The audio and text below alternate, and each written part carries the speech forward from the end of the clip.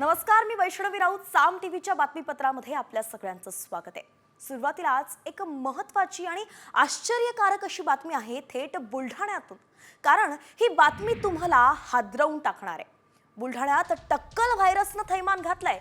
हो, टक्कल व्हायरसच. कारण या आजारामुळे 3 दिवसांमध्येच नागरिकांना टक्कल पडतंय. बुलढाण्यातल्या बोंडगाव, कालवड आणि हिंगणा या गावात या टक्कल व्हायरसनं थैमान घातलंय. शेकडो लोकांना टक्कल पडलंय. नागरिकांच्या डोक्याला आधी खाज येते, नंतर मग केस गळतीला सुरुवात होते आणि अगदी तिसऱ्याच दिवशी माणसाला टक्कल पडतं. विशेष म्हणजे महिलांची संख्या सुद्धा यात लक्षणीय आहे. शॅम्पू वापरल्यानं लोकांना टक्कल पडत असल्याचा दावा काही डॉक्टर्सने केलाय. मात्र शॅम्पू न वापरणाऱ्या लोकांचेही केस जात असल्यानं आता एकच खळबळ उडाली आहे.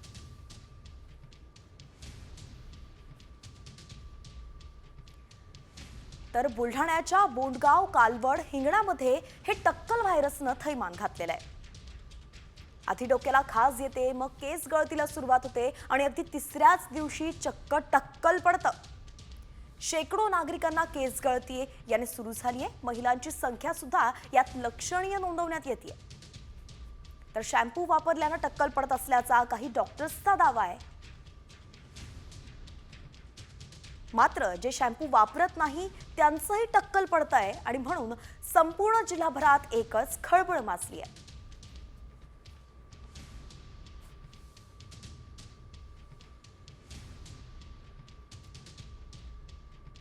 आणि यानंतर आता वळूयात टॉप 50 कडे. घेऊयात राज्यभरातील विविध बातम्यांचा वेगवान आढावा. 10 दिवसांत चीनच्या रुग्णसंख्येत 529% वाढ झाली आहे. वुहानमध्ये सर्व शाळांना सुट्टी जाहीर करण्यात आली आहे. चीननं अधिकृत कोणतीही माहिती अद्याप दिलेली नाहीये आणि म्हणून जागतिक आरोग्य संघटना म्हणजेच WHO चीनकडून तातडीनं HMPV संदर्भात अहवाल मागवलाय. HMPV विषाणू अत्यंत वेगानं पसरतोय, त्यामुळे हॉस्पिटल्समध्ये रुग्णांच्या मोठ्या रांगा लागल्यात. चीनमध्ये आता अँटीव्हायरल औषधांचा मोठ्या प्रमाणात तुटवडा जाणवतोय आणि म्हणून औषधांचा काळा बाजारही सुरू झालाय. अँटीव्हायरल औषध जवळपास 3000 रुपयांना विकलं जात आहे. HMPV विषाणूचे रुग्ण मुंबई आणि नागपूर इथे सापडल्यानं नागरिकांमध्ये भीतीचं वातावरण आहे. वैद्यकीय तज्ज्ञांच्या मते हा व्हायरस आपल्यासाठी नवीन नाहीये. या व्हायरसपेक्षा सोशल मीडियावरील माहिती अधिक धोकादायक आहे. अशा सल्ल्यापासूनच नागरिकांनी सावध राहावं असं आवाहन तज्ज्ञांनी केलंय.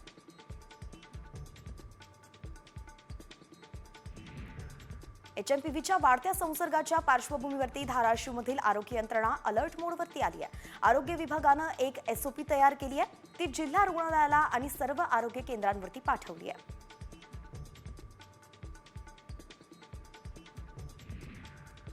HMPV संसर्गामुळे यवतमाळ जिल्हा प्रशासनही अलर्ट झालंय. जिल्हाधिकारी डॉक्टर पंकज आशिया यांनी आरोग्य विभागाला सज्ज राहण्याचे निर्देश दिलेत. शिवाय नागरिकांनी भीती बाळगण्याचं कारण नाही, मात्र सर्दी, ताप, खोकला असेल तर वेळीच डॉक्टरांना दाखवून उपचार घ्या असं आवाहन केलंय.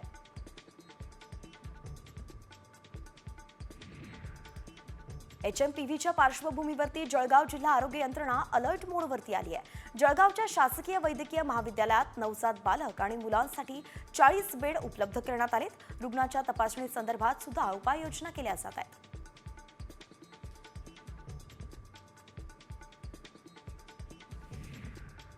आरोग्यमंत्री प्रकाश आंबेडकर यांनी घाबरून जाऊ नका, काळजी घ्या असं आवाहन नागरिकांना केलंय. व्हायरसचा संभाव्य धोका रोखण्यासाठी सरकारकडून प्रयत्न सुरू आहेत. HMPV गांभीर्यानं घेण्यासारखा नाही असंही आरोग्यमंत्री म्हणाले.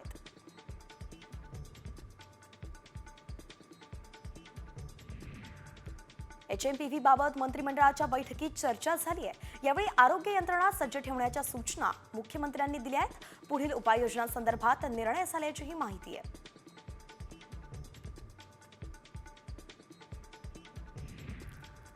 बलात्कार प्रकरणातील दोषी आसाराम बापूला सर्वोच्च न्यायालयाचा दिलासा मिळालाय.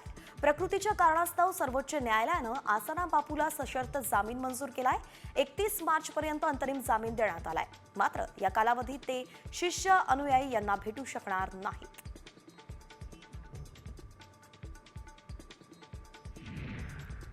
दादर रेल्वे स्थानकात तरुणीचे केस कापणाऱ्या माथेफिरूला पोलिसांनी अटक केली असून एका दिवसाची पोलीस कोठडी सुनावली आहे। दादर रेल्वे स्थानकात तरुणीचे केस कापून तो फरार झाला होता। भरगर्दीत घडलेल्या प्रकारामुळे महिलांच्या सुरक्षेवरही प्रश्नचिन्ह उपस्थित होत आहे। परळी नांदेडसह आता हिंगोलीत सुद्धा मनोज जरांगे पाटील यांच्या विरोधात गुन्हा दाखल करण्यात आलाय। मनोज जरांगे पाटील यांनी कॅबिनेट मंत्री धनंजय मुंडे यांच्याबाबत वादग्रस्त विधान केलं होतं आणि त्यावरूनच त्यांच्या विरोधात अदखलपात्र गुन्हा दाखल केला जातोय। कोल्हापुरातील मोक्कातील आरोपीला दुग्धाभिषेक घातल्याचा प्रकार घडलाय। कारागृहातून सुटताच मिरवणुकीनं स्वागत करण्यात आलं। आरोपीच्या सुटकेचं रील व्हायरल झालं। नागाळा पार्कातील सूर्यवंशी टोळीचा हा प्रताप समोर आलाय। 7 जणांवरती गुन्हा दाखल झाला असून 4घांना या प्रकरणी अटक करण्यात आली आहे।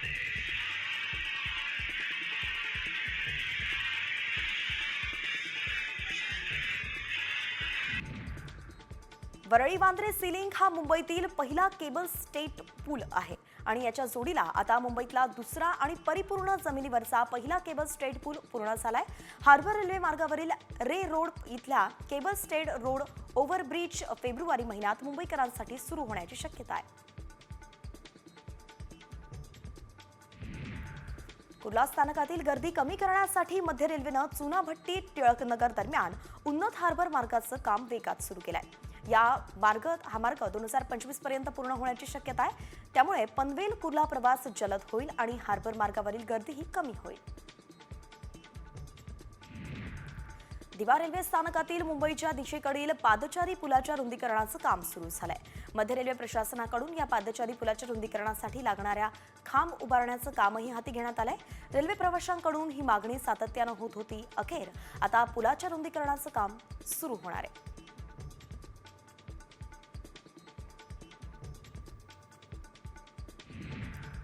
मुंबई महानगरपालिका हवेची गुणवत्ता बहुतांश सुधारली आहे। त्यामुळे बांधकामावरती लावण्यात आलेली सरसकट बंदी आता हटवण्यात आल्याची माहिती पालिका आयुक्तांनी दिली आहे। मात्र वायू प्रदूषणास कारणीभूत ठरणाऱ्या प्रकल्पांवरती निर्बंध लावणार असल्याचा इशाराही पालिका आयुक्तांनी दिलाय।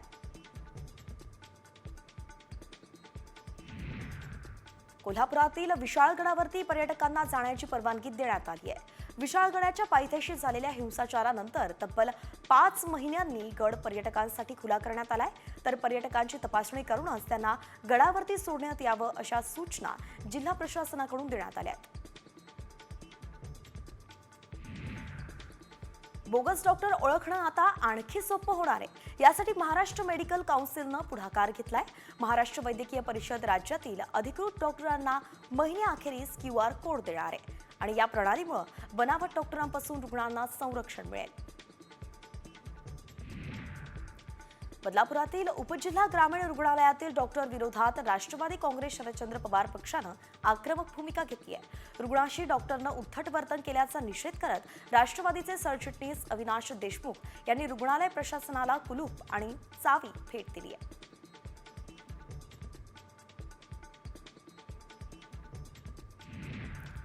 बांधकाम सुरू असलेल्या ठिकाणी खोदलेल्या डक्टमध्ये एक महिला पडली आहे। पुण्यातील कर्वेनगर परिसरात सुरू असलेल्या बांधकामाच्या ठिकाणी ही घटना घडली आहे। अग्निशमन दलाने या महिलेला सुखरूप बाहेर काढलंय।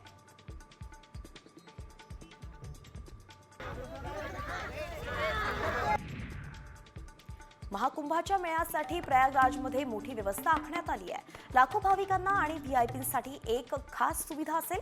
दरम्यान मेळा प्राधिकरणानं या कुंभमेळ्यासाठी विशेष सुविधांची तयारी केली आहे। 250 तंबूंची क्षमता असलेलं सर्किट हाऊस जिथे अधिकाऱ्यांना राहण्याची सुविधा उपलब्ध करून देण्यात येणार आहे। नाशिकमध्ये आगामी सिंहस्थ कुंभमेळ्याच्या तयारीला वेग आलाय। महापालिका आयुक्त मनीषा खत्री यांनी रामकुंड, पंचवटी, साधुग्राम परिसराला भेट देत पाहणी केली। यावेळी परिसरातील अतिक्रमण हटवण्यासहच स्वच्छता, सुरक्षितता आणि सुविधांच्या उभारणीसाठी त्यांनी सूचना केल्या।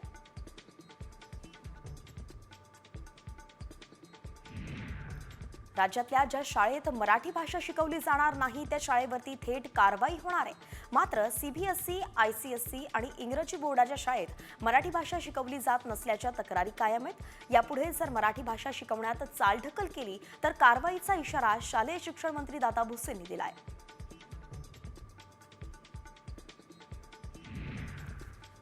चांदी आणि चांदीचे दागिने आणि वस्तूंसाठी सुद्धा आता हॉलमार्क अनिवार्य करण्याबाबत भारतीय मानक ब्युरोनं कार्यवाही करण्याच्या सूचना केंद्र सरकारनं दिल्या आहेत. त्यामुळेच आता लवकरच चांदीच्या दागिन्यांनाही हॉलमार्क बंधनकारक होण्याची शक्यता आहे.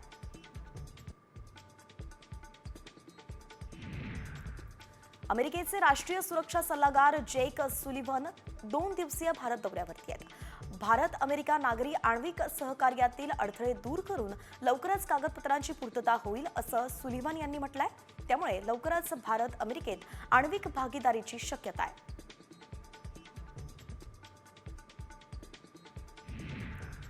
तिबेटमधील सर्वात पवित्र शहरांपैकी एक शिगासे शहराजवळ मंगळवारी 6.8 तीव्रतेचा भूकंप झाला. यात 126 लोक ठार तर 188 जण जखमी झाले. नेपाळ तसंच भारतात बिहार, उत्तर प्रदेशमधील काही जिल्ह्यांमध्ये आणि दिल्लीतही भूकंपाचे धक्के जाणवले.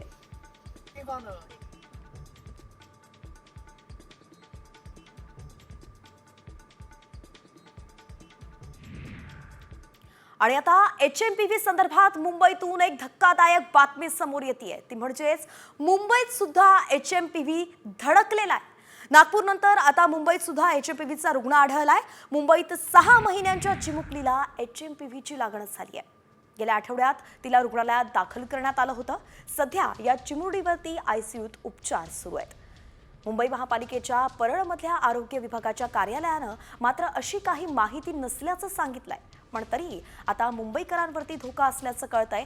HMPV विषाणू मुंबईत सुद्धा धडकलाय. एका 6 महिन्यांच्या चिमुरडीला HMPVची लागण झाली आहे आणि तिच्यावरती ICUत आता उपचार सुरू आहेत.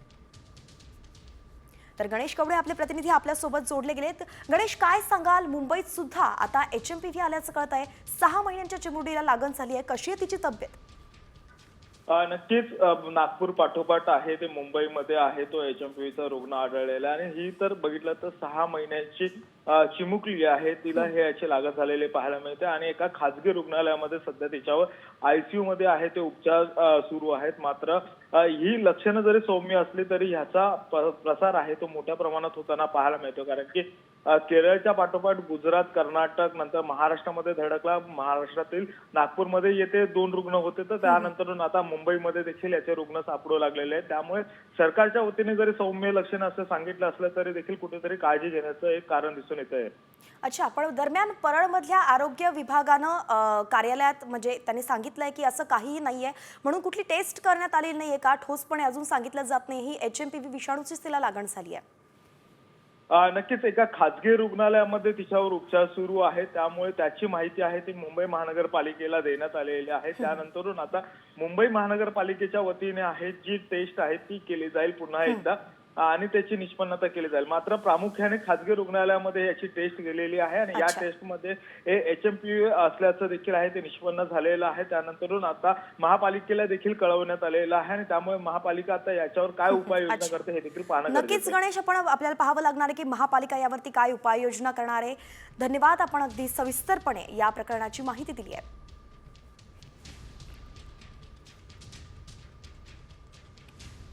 आणि यानंतर आता बीडमधून मोठी बातमी समोर येते. ती म्हणजेच बीड सरपंच संतोष देशमुख यांच्या हत्या प्रकरणात नवीन आणि धक्कादायक खुलासे समोर येत आहेत.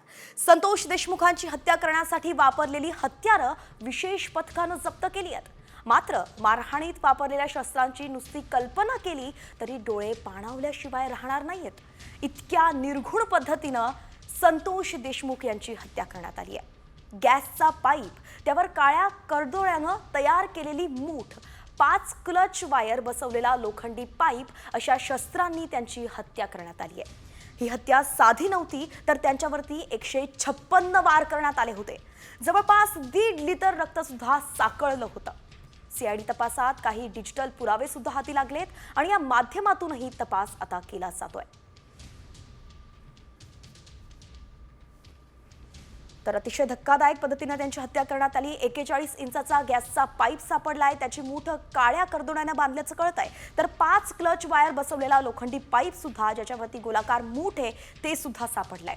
तर एक लाकडी दांडा आणि तलवारीसारखं शस्त्रही पोलिसांच्या ताब्यात आलंय.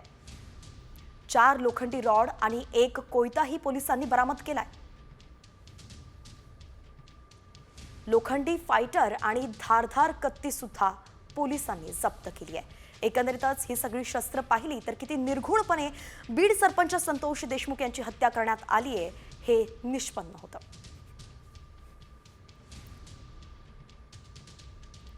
आणि यानंतर आता याच प्रकरणाशी संबंधित इतरही बातम्यांचा वेगवान आढावा News.20च्या माध्यमातून. बीड सरपंच संतोष देशमुख हत्या प्रकरणी भाजप आमदार सुरेश धस यांनी आणखी एक गंभीर आरोप केलाय. दलित व्यक्तीला मारहाण करताना देशमुख मध्ये पडल्यानं त्यांची हत्या करण्यात आल्याचा आरोप धसांनी केलाय. तसंच आरोपींचा तेरे नाम करा अशी मागणीही धसांनी केली आहे.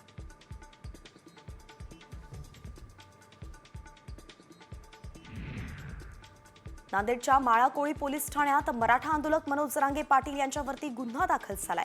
परभणीमध्ये त्यांनी सरपंच संतोष देशमुख हत्या प्रकरणातील निषेध मोर्चामध्ये मंत्री धनंजय मुंडे आणि वंजारी समाजाबद्दल आक्षेपार्ह विधान केलं होतं आणि त्यामुळे अदखलपात्र गुन्हा दाखल करण्यात आलाय. याआधी जरांगे पाटलांवरती बीड आणि पुण्यात गुन्हा दाखल झालाय. खंडणी प्रकरणातील आरोपी वाल्मिक कराडच्या आवाजाचे नमुने आज तपासले जाणार असल्याची माहिती मिळतेय. विष्णू साठे याचा मोबाईल आज सीआयडी चौकशीसाठी ताब्यात घेणार आहे. तसंच विष्णू साठे याच्या घराची झडती सुद्धा घेतली जाण्याची शक्यता आहे.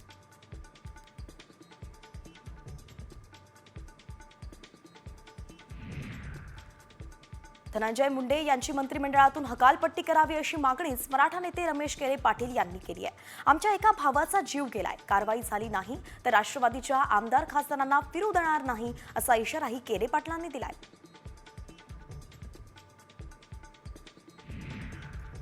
आमदार किसन कथोरे यांनी अंबरनाथ आणि बदलापूर महापालिका एकत्रित येण्याचा विरोध केलाय.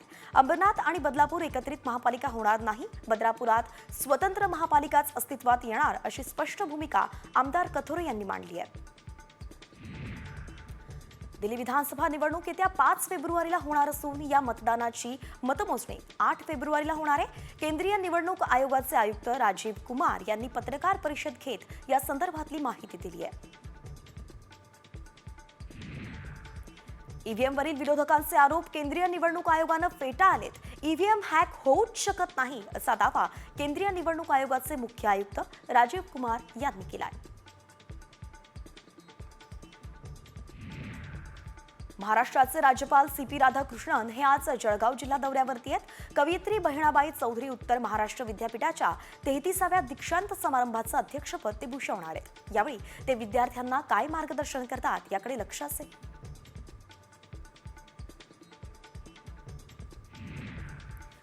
माजी गृहमंत्री अनिल देशमुखांनी मुख्यमंत्री देवेंद्र फडणवीसांना पत्र लिहिलंय. निवडणुकीच्या काळात भाजपच्या जाहीरनाम्यात शेतकऱ्यांना संपूर्ण कर्जमाफीचं आश्वासन देण्यात आलं होतं. हे आश्वासन पूर्ण करून शेतकऱ्यांचा सातबारा कोरा करण्याची मागणी देशमुखांनी केली आहे.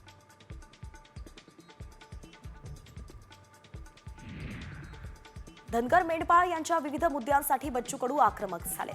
अमरावतीतल्या आंदोलनात बच्चू कडूसह महादेव जानकरही सहभागी झाले. आम्हाला सरकारकडून अपेक्षा आहेत, मागण्या मान्य कराव्या, अन्यथा त्याचे परिणाम वाईट होतील असा इशाराच बच्चू कडूंनी सरकारला दिलाय.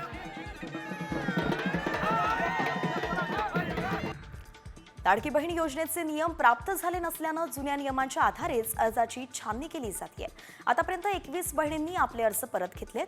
नवीन नियम प्राप्त झाल्यावरती येणाऱ्या अर्जांची छाननी केली जाणार असून त्यानंतर पात्र लाभार्थींना योजनेचा लाभ दिला जाईल.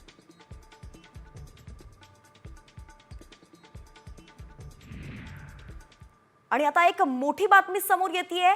आमदार सुरेश धस यांनी उघडकीस आणलेल्या पीक विमा घोटाळ्याच्या परळी पॅटर्नची आता सरकारनं दखल घेतली आहे. बोगस शेतकऱ्यांचा अहवाल राज्य सरकारनं मागवलेला आहे. परळीतले बोगस शेतकरी परभणीतल्या शेतकऱ्यांची जमीन दाखवून पीक विमा भ्रष्टाचार करत असल्याचा आरोप धस यांनी केला होता. 11,000 शेतकऱ्यांनी 26,000 हेक्टरचा बोगस पीक विमा काढल्याचं 17 गावांमध्ये समोर आलं होतं. कृषी विभागानं त्याचा अहवाल आता सरकारला सादर केलाय.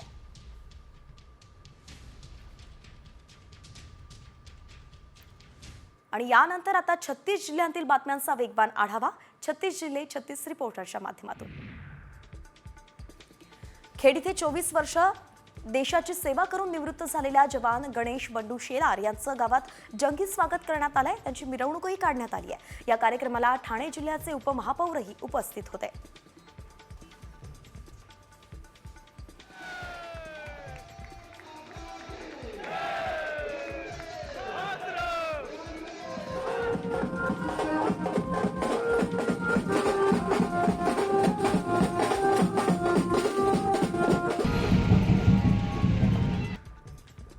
कोल्हापुरात 2 एसटी कंडक्टरमध्ये जोरदार हाणामारी झाली आहे. ब्रेकडाऊन एसटी मधील प्रवासी दुसऱ्या बसमध्ये घेण्यावरून झालेल्या या हाणामारीत व्हिडिओ सुद्धा समोर आले.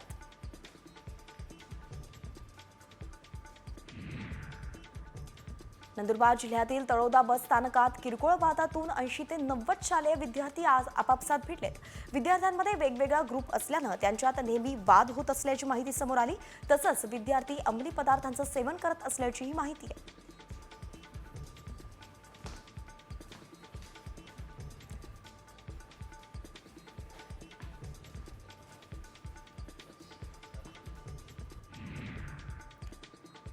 तुम्ही पोस्टात पैसे गुंतवलेत का? मग तुमच्यासाठी अत्यंत महत्त्वाची अशी बातमी आहे. तुमचे पोस्टातले पैसे गायब होऊ शकतात. तुमच्या पैशांवरती कुणाची तरी नजर आहे. हे आम्ही का म्हणतोय त्यासाठीच साम टीव्हीचा स्पेशल रिपोर्ट पाहूया. तुमचे पैसे गायब. तुमच्या खात्यातून कोण काढताय पैसे? काय आहे व्हायरल मेसेज मागचं सत्य?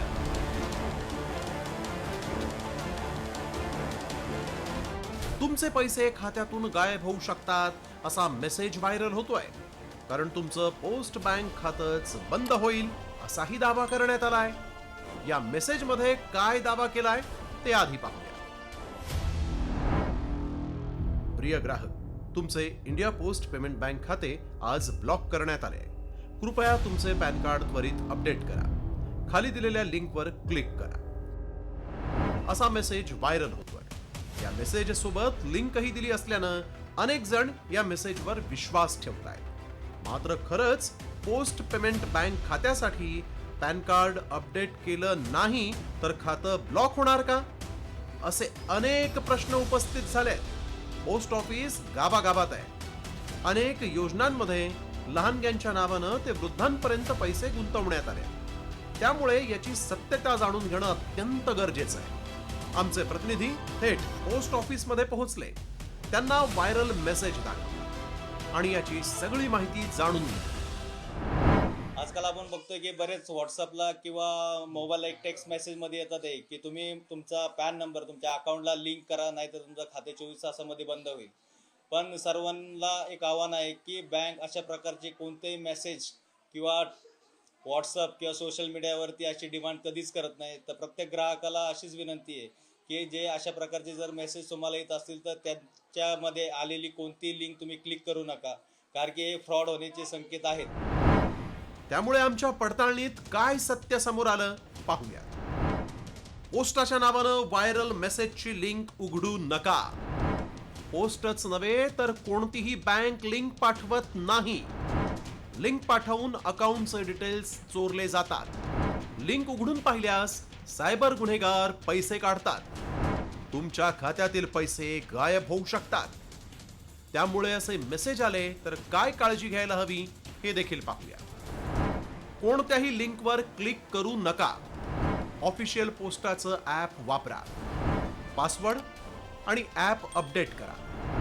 पब्लिक वायफायचा वापर करू नका. ॲप वापरून झाल्यावर ते लॉग आउट करा. त्यामुळे तुम्ही कोणत्याही लिंकवर क्लिक करत असाल तर सावध रहा. आमच्या पडताळणीत आलेल्या लिंकवरून पॅन अपडेट केलं नाही तर पोस्ट बँक खातं बंद होणार असल्याचा दावा असत्य ठरला. ब्युरो रिपोर्ट, साम टीव्ही मराठी.